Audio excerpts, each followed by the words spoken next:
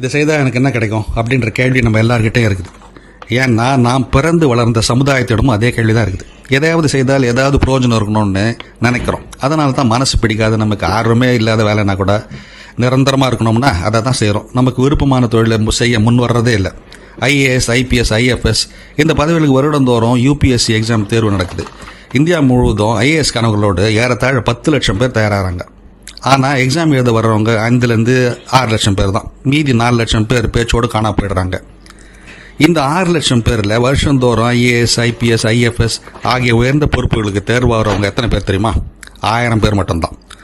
1000 பேருக்கு தான் வேலை கிடைக்குது என்றாலும் அதற்கு 5 லட்சம் 6 லட்சம் பேர் தயாராகிறாங்க. ஏன்? வேலை நிரந்தரம், சம்பள வசதி அதிகம்.